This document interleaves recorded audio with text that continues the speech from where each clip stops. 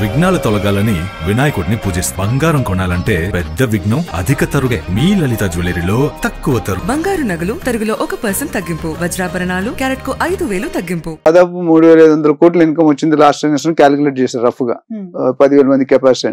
అది ఎందుకు ఆయన ఏమంటారు, పట్టాభూమి ఉంది అంటారు. పట్టాభూమి ఉంటే ఎవరు అంటారు. ఇప్పుడు రంగనాథ్ గారు ఏమంటారు, కమిషనర్ గారు, అది మాకు సంబంధం లేదు, పర్మిషన్ ఉంటే మాకు సంబంధం లేదు, జోన్లు ఉంటే పర్మిషన్ ఇచ్చారు, అది వాళ్ళు చూసుకోవాలండి. ఇప్పుడు పర్మిషన్ ఇచ్చినట్టు రిటైర్ అయిపోయాడు. సో ఎవరిని అడుగుతారు? ఓవరాల్ ఇప్పుడు ఏమవుతుందంటే ఏదేమైనా చేతులు గాలి కాకులు పట్టుకున్నట్టు అయిపోయింది. బయ్యర్ 1 2 కోట్లు 3 కోట్లు ఇచ్చి కొనుక్కున్నారు, అయ్యా కొట్టేశారు. సో దీని మెయిన్ ఇంపార్టెంట్ ఏంటి, ఎలా కనుక్కోవాలి. ఇప్పుడు కొత్తగా మీరు డబ్బులు ఇన్వెస్ట్ చేస్తున్నారు, 2 కోట్లు 3 కోట్లు ఇన్వెస్ట్ చేస్తారు, చేసేసి నేను కొనే ప్రాపర్టీకి అప్లై అవుతుందా లేదా. ఎందుకు ఈ ప్రశ్న అడగాల్సి వస్తుంది అంటే, ఒక నిజాంపేట అవ్వచ్చు, ప్రగతి నగర్ అవ్వచ్చు, మణికొండ అవ్వచ్చు, మన గ్రేటర్ హైదరాబాద్ చుట్టూ ఉన్న అనేక మున్సిపాలిటీల్లో కొన్ని వందల కొద్ది టవర్లు వెలుస్తూ ఉన్నాయి. అవన్నీ కూడా పొజిషన్ పీరియడ్ ఎప్పుడు హ్యాండ్ ఓవర్ పీరియడ్ అంటే 2026, 27, 28 కి మేము మీకు అందిస్తాము, మీరు అడ్వాన్స్లు కానీ లాట్ ఆఫ్ అడ్వాన్స్ బుకింగ్స్ అయిపోయాయి. వాటికి అనేక ఆఫర్లు పెట్టి మరి వాళ్ళు ఇప్పుడు తీసుకుంటున్న పరిస్థితి. డబ్బులు కట్టిన తర్వాత అనేక మందికి డౌట్, మేము 32వ ఫ్లోర్ లో కావాలనుకొని కట్టుకున్నాము, కానీ అది నిజంగానే మా చేతికి వస్తుందా, ఈ హైడ్రా అనేది వచ్చి అక్కడ ఆ టవర్ లో నామ్స్ ప్రకారం ఈ చిన్నది విరుద్ధంగా వెళ్ళినా అది కూల్ చేసే పరిస్థితి ఉంది, కానీ చాలా మంది రిటర్న్ తీసుకుంటున్నారు అని చెప్పి అనేక వార్తలు మనం చూస్తూ ఉన్నాం.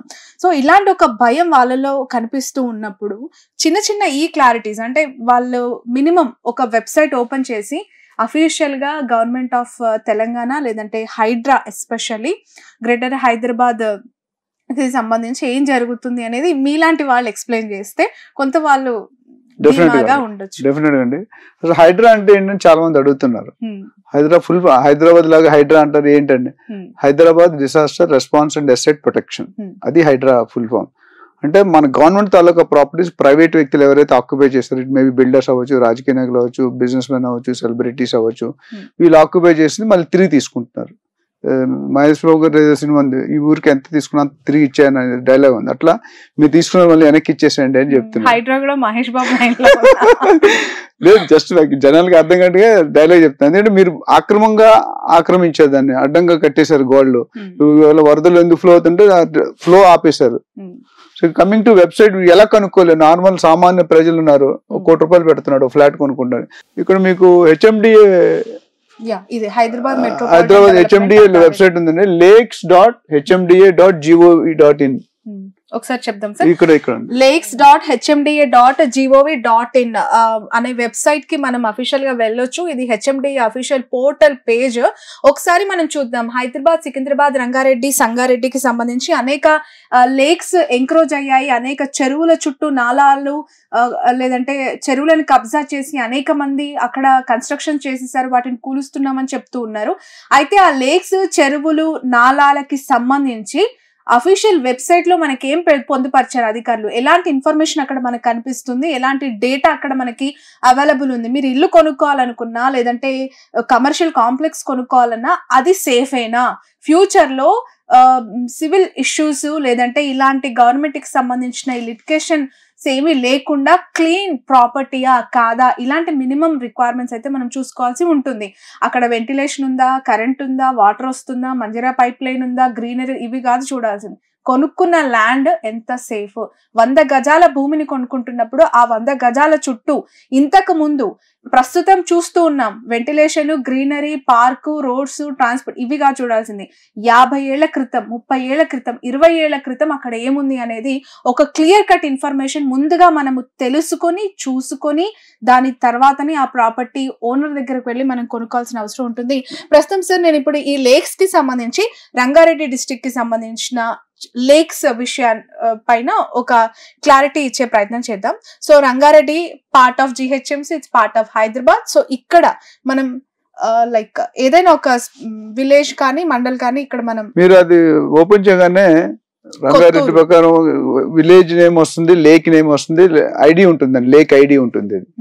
సో దాంట్లో మనకి కడస్ట్రల్ మ్యాప్ ఉంటుంది, అందులో మనకి క్లారిటీ. ఇప్పుడు సపోజ్ ఫర్ ఎగ్జాంపుల్ కొత్తూరు తీసుకుందాం, రంగారెడ్డిలో కొత్తూరు మండల్, ఆ కొత్తూరు విలేజ్ కూడా కొత్తూరు వస్తుంది. దాంట్లో ఏమేమి లేక్స్ ఉన్నాయని ఇక్కడ వరుసగా ఇచ్చారు. కొత్తూరు, పెద్ద చెరువు, బోడుకుంట, గోధుమకుంట ఏదో ఒకటి తీసుకుందాం ఎగ్జాంపుల్ గోధుమకుంట. రంగారెడ్డిలో గోధుమకుంట ఈ కొత్తూరు మండల్ అండ్ విలేజ్ మనం జిహెచ్ఎంసి పోర్టల్స్ కి హెచ్ఎండి పోర్టల్స్ కి వెళ్ళినప్పుడు ప్రతి చెరువుకి కూడా అఫీషియల్ గా గవర్నమెంట్ దానికి ఒక పర్టికులర్ ఐడిని కూడా ఇవ్వడం జరిగింది. లేక్ ఐడి అంట, లేక్ ఐడిని కూడా ఇవ్వడం జరిగింది. అంటే ఎప్పుడు డిక్లేర్ చేశారో కూడా ఉందండి.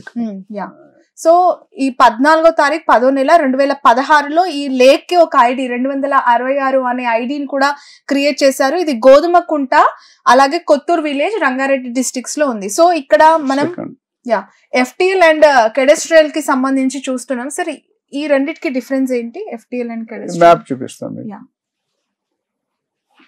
ఓకే, ఇది మ్యాప్ అండి. మన ఇప్పుడు ఇవన్నీ కూడా సర్వే నెంబర్స్ అన్ని ఉంటాయి. ఇక్కడ మీకు 2 లైన్స్ కనిపిస్తున్నాయి. బ్లూ కలర్ బార్డర్ ఒకటి ఉంది, బ్లూ కలర్, అట్లానే కొద్ది పింకిష్ రెడ్ ఉంది. ఈ బ్లూ కలర్ ఏంటంటే ఎఫ్టిఎల్ అండి, full tank level. Full tank level అంటే ఎప్పుడైతే ఒక చెరువు ఉంది అనుకోండి, చెరువుకి నిండిపోయాక కొద్ది బయటకు వచ్చేస్తుంది, కొంతవరకు వాటర్ ఓవర్ఫ్లో అయ్యి ఒక పర్టికులర్ దూరం వరకు వెళ్తుంది. మా వర్షాల్లో నిండిపోతుంది, ఎండాకాలంలో ఎండిపోతుంది. సో ఆ మార్క్ అనేది కనిపిస్తుంది. ఆ మార్క్ ఎంతవరకు ఉందో దాన్ని ఎఫ్టిఎల్ అంటారు. అంటే ఫుల్ ట్యాంక్ ఫుల్ అయిపోయింది, ఇంతవరకు వచ్చిందని. అది ఈ జోన్ మాట, బ్లూ కలర్ ఎఫ్టిఎల్ జోన్ అంటారు. దాని తర్వాత ఈ పింక్ ఏదైతే ఉందో బఫర్ జోన్. ఈ పింక్ ఓకే, మనకి ఇక్కడ కనిపిస్తుంది బ్లూ లైన్ పక్కనే దాదాపు, అంటే మనకి గ్రాఫ్ చూస్తున్నాం కాబట్టి చాలా దగ్గరగా ఉందని అనిపిస్తుంది. యాక్చువల్ పొజిషన్ కి వెళ్తే దాదాపు కొన్ని 100 మీటర్ల వరకు డిస్టెన్స్ కనిపిస్తూ ఉంటుంది. మన అందరికీ తెలుసు, ఏదైనా నదికి వెళ్ళినప్పుడు ఆ పరివాహక ప్రాంతం అంతా కూడా వాటర్ పోయిన తర్వాత ఇసుకతో కనిపిస్తూ ఉంటుంది. ఇసుక పూర్తిగా నీళ్లు లేనప్పుడు అదంతా ఇసుక తేలి ఉంటుంది. అలాంటిది ఇక్కడ మనకి బఫర్ జోన్ గా దాన్ని పేర్కొనొచ్చు. ఈ బ్లూ లైన్ అంతా కూడా ఫుల్ ట్యాంక్ లెవెల్, అంటే వాటర్ వచ్చినప్పుడు ఫుల్ ఆఫ్ వాటర్, అంటే ఇప్పుడు వర్షాకాలం వర్షాలు ఎక్కువగా పడుతూ ఉంటాయి, చెరువు అంతా ఫుల్ అయిపోయిన తర్వాత మనకి ఈ బ్లూ లైన్ లెవెల్ ఏదైతే ఉందో దాన్ని ఎఫ్టిఎల్ గా పిలుస్తారు అని చెప్పి సార్ చెప్తున్నారు. బఫర్ జోన్ అంటే ఏంటంటే చెరువు అంటే లెంగ్త్ బట్టి విడ్త్ బట్టి ఉంటుంది. అంటే సపోజ్ 10 ఎకరాల కంట ఆ చెరువు తక్కువ ఉంటే 9 మీటర్ల దూరం బఫర్ జోన్ ఉంటుంది. 10 ఎకరాలు చెరువు సైజ్ మాట్లాడుతున్నాం, 10 ఎకరాల లోపు ఉంటే దాని మొత్తం స్ప్రెడ్ 9 మీటర్లు బఫర్ జోన్ ఉంటుంది, 9 మీటర్స్. అదే 25 ఎకరాలు పైన ఉంటే దాన్ని 30 మీటర్స్. దానికి ఆ డిస్టెన్స్ లో ఎటువంటి కట్టడాలు కన్స్ట్రక్షన్ ఖాళీ ఫార్మింగ్ కానీ మొక్కలు వేసుకోవడం తప్ప greenery you cannot construct. Even ఏం చేయకూడదు. అంటే నీళ్లు కాలుష్యం ఎందుకు పెట్టారు ఈ బార్డర్ అంటే, నీళ్లు వెళ్ళిపోయి సపోజ్ మీరు అపార్ట్మెంట్ కట్టారు high raise, first soil condition week ఉంటుంది, అక్కడ సాయిల్ తడిసిపోయి ఉంటుంది కదా. రెండోది ఆ అపార్ట్మెంట్ లో క్రియేట్ అవుతున్న డ్రైనేజ్ కానీ గార్బేజ్ కానీ ఇవన్నీ ఎక్కడికి వెళ్తాయి? తాగే నీళ్ళే కదా. ఇప్పుడు హిమాయత్ సాగర్ కానీ ఉస్మాన్ సాగర్ అని గంటిపట్టి ఇవన్నీ ఏమంటున్నాం, తాగడానికి వాడే నీళ్లు. మరి కలుషితం అయిపోతే అందుకని బఫర్ జోన్ లో కట్టకూడదు అనేది గవర్నమెంట్ నియమించారు. సో ఆ బిల్డర్ కానీ ఎవరైనా తీసుకున్నాడు, ఎస్పెషల్లీ బయ్యర్ కావాలంటే ఇప్పుడు ఎవరిని అడగక్కర్లేదు.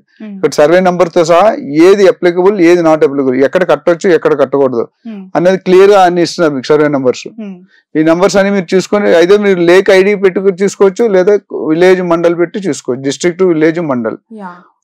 సో ఇప్పుడు తిమ్మాపూర్ విలేజ్ కి సంబంధించి మనము అంటే కొత్తూరు మండల్ కి వెళ్తే మనకి ఇది గ్రాఫ్ లో ఓపెన్ అయింది. ఇవన్నీ మనకు కనిపిస్తున్నాయి. అంటే 266 అనేది ఆ లేక్ కి గవర్నమెంట్ ఇచ్చిన ఐడి, బట్ ఇవన్నీ సర్వే నెంబర్స్. ఓకే, సో దీన్నే ఇంకో విధంగా కూడా చూసుకోవచ్చు. ఇది మనం హెచ్ఎండికి ధరణిలో చూసుకోవచ్చు. ధరణి ఓకే, హెచ్ఎండిఏ పోర్టల్లో చూసాము. దానికి సంబంధించిన సేమ్ డీటెయిల్స్ ధరణి అఫీషియల్ వెబ్సైట్ పోర్టల్లో కూడా ఓపెన్ చేసి మనం అక్కడ వెబ్సైట్ ఓపెన్ చేయగానే మనకి district division and mandal village మనం ఏదైతే హెచ్ఎండిఏ పోర్టల్లో ప్రెస్ చేసామో అలాంటి సేమ్ డీటెయిల్స్ ధరణి పోర్టల్లో కూడా ఇచ్చి ఓపెన్ చేస్తే మనకి ఈ విధంగా సర్వే నెంబర్స్ అన్ని ఇక్కడ మనకి కనిపిస్తున్నాయి సార్. ఈ సర్వే నెంబర్స్ లో చూసుకు అర్థం ఏంటంటే prohibited, you cannot construct anything. So అక్కడ ఇక్కడ సేమ్ ఆ సర్వే నెంబర్ కొడితే ఇప్పుడు ఇక్కడ ఉన్నాయి కదా 175, 173, 160 ఇవన్నీ కూడా it's under indicating that it is not to be constructed. Only farming అని ల్యాండ్ వదిలే వ్యవసాయం.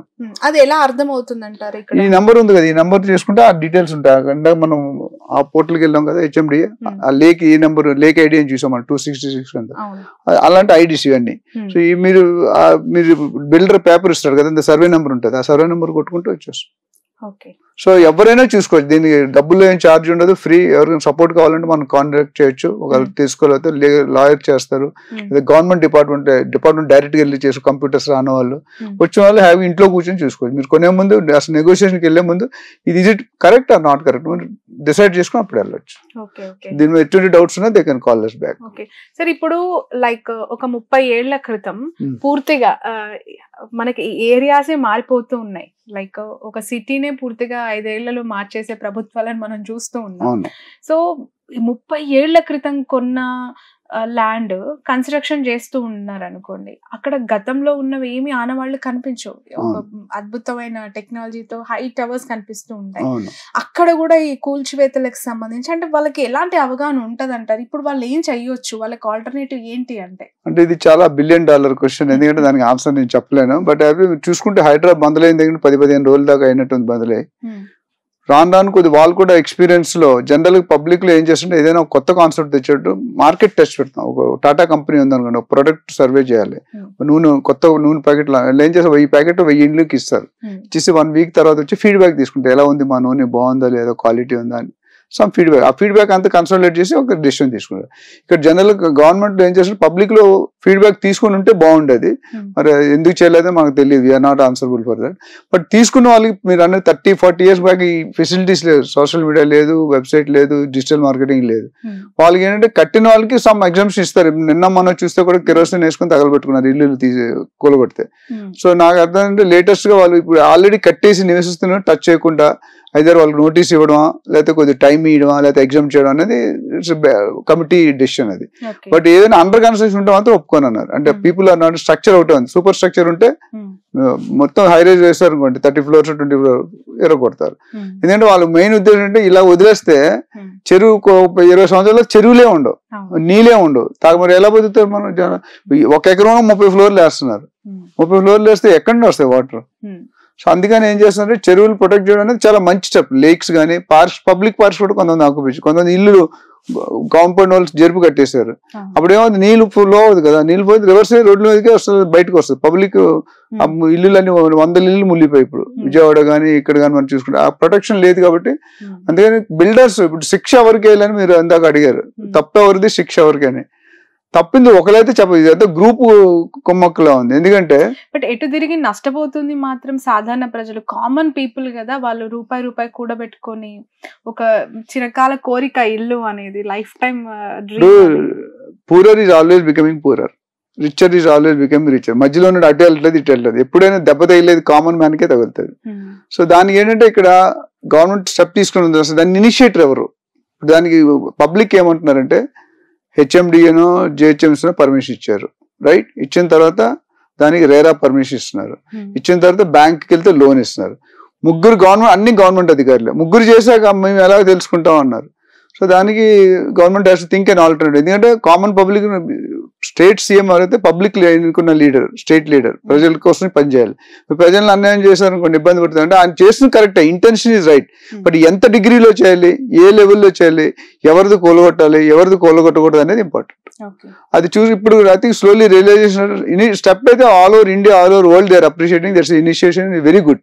But keep the common man in the view, because రేపు మళ్ళీ ఎలక్షన్ గెలవాలి కదా. మనం గెలవాలంటే మరి ఇలాంటి ఆంధ్రాలో ఏమైందో మనం చూసాం, సంక్షేమ పథకాలు ఒకటే పని చేయలేదు మనకి, మిగతా పథకాలన్నీ ఎఫెక్ట్ అయినాయి. సో ఇక్కడ గవర్నమెంట్ తీసుకోవాలంటే ఆచితూచి ఇప్పుడు నేషనల్ అంటే సెలబ్రిటీస్ పెద్ద పేరు కొడితే బ్రాండింగ్ బాగా వస్తుంది మనకి, హైకమాండ్ దగ్గర మంచి పేరు రావచ్చు. ఇప్పుడు నాగార్జున అనేది ఆయన ఇండియా లెవెల్, కంట్రీ లెవెల్, వీలైతే కొన్ని ఫారిన్ కంట్రీ పేరు ఉంది. నాగార్జున ఇల్లే కొలగొట్టారు, లేకపోతే కన్వెన్షనల్ కూడా అంటే పెద్ద సంచలన వార్త మీడియా వాళ్ళకి. అదే మురళీమోహన్ గారు one of the JBR industries chairman, ఆయన దిగ్గజం రియల్ ఎస్టేట్ లో. ఆయన 40 years 45 years ఉన్నారు. ఆయన పేరు అప్పుడు ఆయన ఏం ఆక్రమించలేదు. 3 అడుగులు కాంపౌండ్ వాళ్ళ రేకుల షెడ్ అయితే పెరిగింది. సో బిల్డింగ్ అయితే లేదు. నేను వివరణ కూడా ఇచ్చాను, బిల్డింగ్ అన్ని కరెక్ట్ తీసేస్తాం. జైబెరీ కన్స్ట్రక్షన్స్ కి సంబంధించి అసలు ఏం జరిగింది సార్, మీకు తెలిసిన విషయం ఏంటి? అతను చాలా చాలా కన్స్ట్రక్షన్స్ చేశారు, one of the biggest real estate company కదా అది. వాళ్ళకు కూడా హైడ్రా నోటీసులు ఇచ్చింది. అంటే నార్మ్స్ కంత అతీతంగా మురళీమోహన్ గారు వెళ్ళి ఉంటారా? అంటే ఇప్పుడు కొన్ని ఎకరాల్లో 3 అడుగులు అనేది ఎంత అంటే 36 inches. లైన్ బార్డర్ దాటి ఎవరు చూస్తారో చూడరు అని పెట్టేసి ఉంటారు. దానివల్ల స్ట్రక్చర్ అయితే ఇబ్బంది, అది కూడా దాటకూడదు. ఎందుకంటే గవర్నమెంట్దే, మీ ప్రాపర్టీ మీదే, నా ప్రాపర్టీ. రియల్ ఎస్టేట్ అంటే any property which is given on that 4 బౌండరీలు ఉంటాయి. నా ప్రాపర్టీ అంటే 4 హద్దులు, నార్త్ ఈస్ట్ వెస్ట్ సౌత్. అది దాంట్లో కొద్దిగా ఎక్స్టెండ్ అయింది. మేబీ ఆ మ్యాపుల్లో తేడా ఉండొచ్చు, పాత మ్యాపులు కొన్ని కనిపించవు. మేబీ అంత పెద్ద ఆయన ఇంటెన్షనల్ గా చేస్తాడనే నమ్మకం నాకు అంటే ఉంది. అంత చేయడు, అంత అన్ని ఎకరాలు కోట్లు లక్షల కోట్లు బిజినెస్ చేసే ఆయన ఒకసారి లేఅవుట్ వేసుకుంటే ఫారెన్ అంటే పెట్టిన డబ్బులు కొట్టుకొని వస్తారంట. ఆయన 750 రూపాయలకి అమ్మింది 2.5 లక్షలు అయింది గజం, గూగుల్ ఆఫీస్ ఎదురుగా జేబేరి ఎన్క్లేవ్ లో. సో అంత పెద్ద పార్టీ ఎక్కడ జరుగుంటది. ఇప్పుడు అన్ని చైర్మన్ కూర్చొని చేయరు కదా, డిఫరెంట్ పీపుల్ డిఫరెంట్ లెవెల్. మీ దాంట్లో కూడా ఎండి చైర్మన్ అందరూ ఉంటారు కదా, ఎక్కడైతే జరిగి ఉండకూడదు. ఇప్పుడు నెక్స్ట్ టైం అది కూడా అపరిమితంగా ఉంటారు. సో అది దానికి పెద్ద, బట్ ఏదైనా గవర్నమెంట్ వదిలేయాలి. పబ్లిక్ మనం కడుతున్నాం ట్యాక్సెస్ అన్ని కూడా, పబ్లిక్ ఈజ్ పేయింగ్ ట్యాక్సెస్. మనకి మెయింటైన్ చేయడానికి పార్కులు మెయింటైన్ చేయాలి, ఎవరు చేస్తారు? రోడ్లు మెయింటైన్ చేయాలి, లేక్స్ మెయింటైన్ చేయాలి, మనమే చేయాలి. డబ్బులు ఎక్కడ వస్తాయి? పబ్లిక్ మనం కట్టే ట్యాక్స్ రూపంలో తెలియదు. సో పబ్లిక్ ప్రాపర్టీని పబ్లిక్ వదిలేయడం బెటర్. ఇప్పుడు నేను వచ్చి మీ ప్రాపర్టీ ఆక్యుపై చేసి చూసుకుంటారా? దాని కస్టడీ ఎవరు? Government. So government custody private బిల్డర్కి ఎలాగెళ్ళింది? సో ఇప్పుడు పనిష్మెంట్ ఇస్తానంటున్నారు గవర్నమెంట్. రిటైర్ అయిపోయారు, ఏం పనిష్మెంట్ ఇస్తారు మీరు? 10 years బ్యాక్ చేశారు అనుకోండి, ఆయన రిటైర్ అయిపోయి ఉంటాడు, ఏం చేస్తారు? బ్యాంకు లోన్, ఒక ప్రాపర్టీకి 5 బ్యాంకులు లోన్ ఇస్తున్నారు, 4 బ్యాంకులు లోన్ ఇస్తారు. ఇవ్వకూడదు, ఒక ప్రాపర్టీకి ఒకటే లోన్, కానీ ఇక్కడ 5 బ్యాంకులు ఇస్తున్నారు. ఎలాగ ఇస్తున్నారంటే సమ్ గోటాలా గోయింగ్ బిహైండ్ ది స్క్రీన్. అది మనం ఇక్కడ లైవ్ లో చెప్పలేం, కానీ డీటెయిల్స్కి వెళ్తే తెలుసు ఎవరు ఇచ్చారు, ఎందుకు ఇచ్చారు, ఏ టైంలో ఇచ్చారు, ఎంత తీసుకొని ఇచ్చారు, ఎంత మాట్లాడు, ఇవన్నీ మనకు తెలియదు. సో డెఫినెట్ గా ఒక మనిషి అయితే కాదు, ఇది నలుగురు కలిపి 4-5 డిపార్ట్మెంట్ కలిపి. ఇప్పుడు ఇక్కడ ఇలాంటి సర్వే నెంబర్స్ మనం కట్టొద్దు, ఇక్కడ క్లియర్ గా కనిపిస్తుంది, 2 పోర్టల్లో చూసినా కూడా మనకి ఇక్కడ క్లియర్ గా తెలుస్తుంది అని మీరు అంటున్నారు. ఇక్కడ కట్టిన తర్వాత ఇప్పుడు హైడ్రా వచ్చి కూల్ చేస్తుంది అనుకోండి, పూర్తిగా నేలమట్టం చేసేసిన తర్వాత ఆ ల్యాండ్ ని దేనికోసం యూజ్ చేయొచ్చు? కన్వెన్షన్ ఉంది, అతను పట్టా భూమి కొనుక్కున్నాడు, అక్కడ పట్టా భూమిలో కన్స్ట్రక్షన్ చేయొద్దు అని చెప్పి ఆఫీసర్లు చెప్తూ ఉన్నారు. నేను ఎంక్రోచ్ చేయలేదు, నేను నామ్స్ ప్రకారమే కట్టుకున్నానని నాగార్జున అన్నారు. అయిపోయింది. బట్ కన్వెన్షన్ కమర్షియల్ ప్రాపర్టీగా మారిపోయింది కాబట్టి మేము కూల్చామన్నారు రంగనాథ్ గారు. ఇప్పుడు మరి ఆ కూల్చేసిన ప్రాపర్టీలో ఎలాంటి కన్స్ట్రక్షన్? అగ్రికల్చర్ కి సంబంధించి చేయాలంటారా, లేదంటే గ్రీనరీ గానే ముందున్న లైక్ డెవలప్మెంట్ అట్లానే? ఇది బేసికలీ వ్యవసాయ భూములు అండి. అగ్రికల్చర్, మనం ఇందాక పోర్టల్కి వెళ్ళినప్పుడు అగ్రికల్చర్ అని చూసాం. అగ్రికల్చర్ ల్యాండ్స్ లో కట్టడానికి అనుమతి లేదు. మీరు గ్రీనరీ, ఆకుకూరలు, పువ్వులు, పళ్ళు అవి వేసుకోవచ్చు. కన్స్ట్రక్షన్ అయితే సిమెంట్ కన్స్ట్రక్షన్ అయితే జరగకూడదు. It should be, because sand అనేది ఏంటంటే సాయిల్ చాలా లూజ్ గా ఉంటుంది. మీకు అగ్రికల్చర్ సాయిల్ ఎప్పుడు తడిసి ఉంటుంది, వెట్టుగా ఉంటుంది. సో ఆ భూమిని మీరు భారీ భవనాలు కట్టారనుకోండి, కూలిపోయే అవకాశాలు ఉన్నాయి. అది ప్రజల ఇంట్రెస్ట్ కూడా. ఇప్పుడు కట్టిన తర్వాత కూలిపోతే మీకు ఇబ్బందే కదా. సో ఈ భూమి ఇప్పుడు నాగార్జున గారికే ఉంటది, but he will not do the construction. Government అనేది తీసుకొని కొనుక్కున్నట్టు ప్రూఫ్ ఉంటే, ఆయన పట్టా భూములు ఏదో కొనుక్కుని, ఆయన మిస్టేక్ ఏం చేశారంటే బఫర్ జోన్ లో కట్టాడు. ల్యాండ్ తో ఇల్లీగల్ అని చెప్పట్లేదు అక్కడ. ఏవి రంగనాథ్ గారు ల్యాండ్ ఇల్లీగల్ అని ఎక్కడే చెప్పలేదు. ఆయన ఏమన్నారు, ల్యాండ్ అయిందే but construction is not correct. Rules ప్రకారం రూల్స్ విరుద్ధంగా కట్టారు. ఆ ల్యాండ్ అని మిగిలిపోతే ఈ కెన్ డూ సమ్ ఫార్మింగ్, లేదా గ్రీన్ చెట్లు మొక్కలు వేసుకొని, చెట్లు కూడా మొక్కలు వేసుకొని డైలీ ఫార్మింగ్ ఉంటుంది, ఫార్మింగ్ చేసుకోవచ్చు. కన్స్ట్రక్షన్ అనేది ఆ బఫర్ జోన్ తర్వాత కట్టుకోవాలి. ఇప్పుడు ఆయనకి టోటల్ 9-10 acres ఉంది, అందులో మనం 3.5 acres ఈ జోన్ లో వచ్చింది. అది కూడా బార్డర్ లో కట్టాడు ఆయన. ఇటుపక్క కట్టుంటే ఉండేది. ఇప్పుడు దానివల్ల మొదటి మొత్తం పోయింది. FTL ఎంత డిస్టెన్స్ లో ఉంటుంది మామూలుగా? ఒక FTL కరెక్ట్ స్కేల్ మెజర్మెంట్ లేదండి. మనం ఓవర్ఫ్లో ఎంత వరకు విస్తీర్ణం అవుతుందో ఆ విస్తీర్ణం వరకు FTL. ఇన్ని మీటర్స్ అనేది అది బఫర్ జోన్ కి ఉంది, కానీ FTL సపరేట్ గా లేదండి. బఫర్ జోన్ కి నేను చెప్పా కదా ఇందాక, చెరువు కనుక ఆ సైజు 10 ఎకరాల కంటే తక్కువ ఉంటే 9 మీటర్ల డిస్టెన్స్, 1 meter 3.3. సో అంటూ అన్ని ఫీట్లు లేదా అన్ని మీటర్లు. అదే 25 ఎకరాలు కొన్ని పెద్ద ఉంటాయి, 25 ఎకరాల కంటే ఎక్కువ, దానికి 30 meters బఫర్ జోన్. అందులో అసలు ఎటువంటి కన్స్ట్రక్షన్ కట్టకూడదు. ఫైనల్ ఎలా ఉంది సార్ ఈ హైడ్రా పనితీరు? మీకేమనిపిస్తుంది? హైదరాబాద్ లో రియల్ ఎస్టేట్ కి సంబంధించి బెంబేలు ఎత్తిపోతున్నారు, కొనుక్కున్న అడ్వాన్సులు తిరిగి అంటే కట్టేసిన అడ్వాన్సులు తిరిగి ఇచ్చేయాలని చాలా మంది ఆందోళన పడుతూ ఉన్నారు. ఎలా ఉందంటారు మార్కెట్ ట్రెండ్స్? ఎట్లా కనిపిస్తుంది? ఇప్పుడు గవర్నమెంట్ లో లేదా ప్రైవేట్ హౌస్ ఏదైనా సిస్టమ్ పెట్టాలని అందరూ ఎగ్నెస్ట్ ఉంటారండి. ఇప్పుడు ఫర్ ఎగ్జాంపుల్ మీరు చంద్రబాబు నాయుడు గారు వచ్చి పంచింగ్ కార్డు పెట్టారు, అందరూ వ్యతిరేకించారు. కానీ సిస్టమ్ ఉంటే మంచిది. అడ్మినిస్ట్రేషన్ ఈజీ అయిపోతుంది. ఇప్పుడు గవర్నమెంట్ సెంట్రల్ గవర్నమెంట్ రేటు పెంచాలనుకో పెట్రోల్ 10 రూపాయలు పెంచుతున్నాం పర్ లీటర్ అంటారు. ఇమీడియట్ గా ధర్నా స్టార్ట్ అవుతుంది అపోజిషన్, అట్లా పెంచుంటే వాళ్ళు పెంచాల్సిన 5 రూపాయలే, వాళ్ళకి వీళ్ళు అడిగితే వీళ్ళ మాటకి వాల్యూ ఇవ్వాలని. సో 10 రూపాయలు కాస్త ఈ మైండ్ లో ఏముంది 5 రూపాయలు పెంచాలని ఉంది, కానీ 10 రూపాయలని పెట్టారు. ఎందుకంటే అపోజిషన్ కూడా కన్విన్స్ చేయాలి కదా, సాటిస్ఫై చేయాలి. మరి వాళ్ళ రోల్ ఏంటి ప్రతిపక్ష నాయకుడిగా? సరే మాట్లాడి 4 రూపాయలు చేస్తాం అంటే, లేకపోతే 5 రూపాయలు చేస్తాం. సో అల్టిమేట్లీ మనం ఏమంటే పబ్లిక్ రాగానే సైకిల్లో తిరుగుదాం, నడిచి వెళ్దాం, బస్సులో వెళ్దాం, ఒక 1 వీక్ చేస్తాం, మళ్ళీ 7వ రోజు దాటగానే బ్యాక్ టు స్కేర్, కుక్కతాక లాగితే స్టేట్మెంట్ వదిలేస్తే. అట్లా ఆ ఇనీషియల్ 1 month లో ఎఫెక్ట్ అనేది ఉంటుంది, ఇంపాక్ట్ అనేది ఉంటుంది, భయం అనేది ఎక్కువ ఉంటుంది. కాకపోతే ఇప్పుడు గవర్నమెంట్ ఒక మంచి స్టెప్ ఏం తీసుకోవాలంటే ఆ కామన్ పబ్లిక్ ఇబ్బంది కాకుండా చూసుకుంటే ఇనిషియేషన్ అయితే 100% పాజిటివ్ రెస్పాన్సే ఉంది, కానీ మరీ అగ్రెసివ్ ఉన్నట్టు అనిపిస్తుంది. ఆ అగ్రెసివ్నెస్ చూసుకొని కొద్ది టైం ఇచ్చి ఉరి తీసేటప్పుడు కూడా లాస్ట్ కోరిక ఏమైనా కోరుకో బాబు అని చెప్తారు. ఇక అది కూడా లేదు, వెళ్ళగానే షూట్ ఎట్ సైట్. అది కాకుండా అక్కడ కొద్ది టైం ఇచ్చి కొద్ది ఒపీనియన్ తీసుకుంటుంటే బాగుండేది. ఇది ఓన్లీ సజెషన్, మనం రూల్స్ ఫ్రేమ్ చేసేవాళ్ళం కాదు. Rules are made for bad people, but rules are followed for by good people. అది ఎప్పటికీ ఉంది. ఎప్పుడు గవర్నమెంట్ ఏ లా పెట్టినా దానికి లూప్ హోల్ ఉంటుంది. ఇప్పుడు కస్టమ్స్ లో నేను చాలాసార్లు చూసాను, మన రెడ్ లిస్ట్ లో పెడతారు, ఏదైనా ఇంపోర్టెడ్ ఐటమ్ చేసిన ఎక్స్పోర్టెడ్ రెడ్ లిస్ట్ లో పెట్టి మాట్లాడి భయపడుతుంది. ఫోన్ కాల్ వస్తుంటాయి చాలా మంది, మీ పార్సల్ రిజెక్ట్ అయింది, రెడ్ లిస్ట్ లో ఉంది, ఏదో అంటే అనవసరమైన వస్తువులు తెప్పిస్తున్నారు ఇల్లీగల్ గాని. అక్కడ వెళ్ళి చూస్తే లా చెప్తాడు, ఇలా చేసి ఈ క్లాస్ కింద ఇలా ఉండి ఆయన సొల్యూషన్ ఇస్తాడు. సో గవర్నమెంట్ లాస్ అనేది అలాగే ఉంటాయి, మనం ఏం చేయలేం. తప్పులు ఉంటూనే లా ఉండాలి, తప్పులు లేకుంటే లా ఉండదు. ఉండడం కష్టం, ఎందుకంటే మంచివాడు ఉన్నట్టు అక్కడ ట్రాన్స్ఫర్ అయిపోతాడు. మనం చూసాం కదా, 10 మందిలో 1-2 మంచివాళ్ళు ఉంటారు, అందరూ చెడ్డవాళ్ళు ఉంటారు, అందరూ మంచివాళ్ళు ఉంటారు. ఆ మంచివాళ్ళు చెడ్డవాళ్ళ మంది బతకలేరు. సో అప్పుడు అయితే చాలా మంది చూడండి, కొంతమంది ఆఫీసర్ బ్యూరోక్రాట్స్ మాట ఎవ్రీ 3 నెలలు ట్రాన్స్ఫర్ అవుతుంటారు. సో అది రీజన్ అది డిఫరెంట్ ఉండొచ్చు. సో ఇక్కడ అనేది ఏంటంటే ఈ ఏవి రంగనాథ్ గారు కమిషనర్ పెట్టి బాగా మోటివేట్ చేసి ఆయన మంచి రూల్స్ పెట్టి ఫాలో అయ్యి ఆయన కోలుకొట్టే ముందు కూడా 10 డిపార్ట్మెంట్ అప్రూవల్ తీసుకుంటున్నాడు. ఆయన irrigation department, DTCP, HMDA, GHMC, revenue department, అట్లా రేరా అందరినీ తీసుకొని కన్సాలిడేట్ గా ఆయన ఒక్క డెసిషన్ కాదు, నాకు తెలిసి బయటగా ఆయన ఒకటి కనిపిస్తున్నాడు. బట్ లాన్ ఇంటర్నల్లీ ఎందుకంటే టీమ్ వర్క్, ఎందుకంటే ఒకరి మీద నడవదు కదా, కమిషనర్ గారు అన్ని చేయలేరు కదా. సో అందుకని 3500 మంది స్టాఫ్ ని అలికేట్ చేస్తున్నారు స్టేట్ గవర్నమెంట్. అప్పుడు ఆల్రెడీ 300 మంది దాకా జాయిన్ అయిపోయారు. Plus separate police station separate powers ఇచ్చారు, వేరే వాళ్ళతో సంబంధం లేదు. ఇందాక నేను సిఏఎస్ఎఫ్ అని చెప్పాను ఒక ఇంటర్వ్యూలో, సెంట్రల్ ఇండస్ట్రియల్ సెక్యూరిటీ ఫోర్స్. మీరు ఎయిర్పోర్ట్ లో ఉన్నారనుకోండి, మీ బ్యాగ్ లో లోషన్ ఏదో ఉంది ఆపేస్తాడు.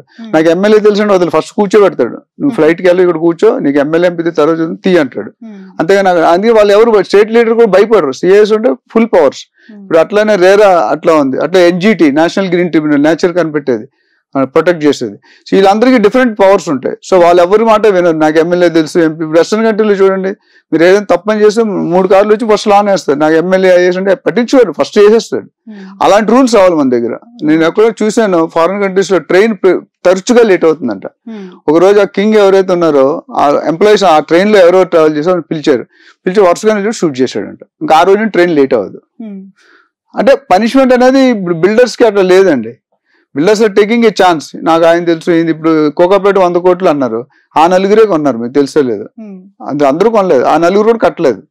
సో అది డిఫరెంట్ ఫోరం అది. So what I'm saying is, ఏదైనా ఒక సిస్టమ్ పెట్టినాడు పబ్లిక్ కి కొద్దిగా ఇన్కన్వీనియన్స్ ఫీల్ అవుతారు, బట్ లాంగ్ టర్మ్ లో సిస్టమ్ విల్ హెల్ప్. ఇవాళ రంగనాథ్ గారు ఉన్నారు, ఇంకా XYZ ఉండొచ్చు. రంగనాథ్ గారు అఫీషియల్ ప్రెజెంటేషన్, బట్ దాని వెనకాల 10 మంది టీంలు ఉన్నాయి, 3500 మంది ఒక డిపార్ట్మెంట్ ఎప్పుడు ఇవ్వలేదు. So that's a very great effort. But only the common public ని దృష్టిలో పెట్టుకుంటే బాగుంటది అనేది నా ఒపీనియన్. ఇప్పుడు ఈ డెవలప్మెంట్స్ హైదరాబాద్ వచ్చిన తర్వాత చూస్తున్నాం కదండి, ఈ లైక్ డిమాలిషెస్ అన్ని కూడా అమీన్పూర్, కోకాపేట, తెల్లాపేట్, నిజాంపేట్, ప్రగతి నగర్, లేదంటే దుర్గం చెరువు, ఈ సరౌండింగ్స్ ఎక్కువగా జరుగుతున్నట్టు ఏమైనా అనిపించిందా? ఎందుకంటే ఎక్కువగా అటే FTL డెవలప్ అయింది ఎక్కడ ఉందండి. ఇప్పుడు కేసీఆర్ గారు ఉన్నప్పుడు ఓట్లు సిటీలో ఎవరికి వచ్చాయి? మన అసెంబ్లీ ఎలక్షన్ ఓట్లు ఎవరికి వచ్చాయి సిటీలో? కేసీఆర్ గారికి వచ్చాయి. ఎందుకు వచ్చాయి? ఎందుకంటే 10 రూపాయలు 100 రూపాయలు చేశాడు ఆయన. రియల్ ఎస్టేట్ ఆర్టిఫిషియల్ జంపా, ఏ జంపాను 10 రూపాయలది 100 రూపాయలు, 100 రూపాయలు 1000 రూపాయలు చేశాడు. 10 times పెరిగింది 10 years లో. So most of the city public are very happy. But outside city ఏమైంది?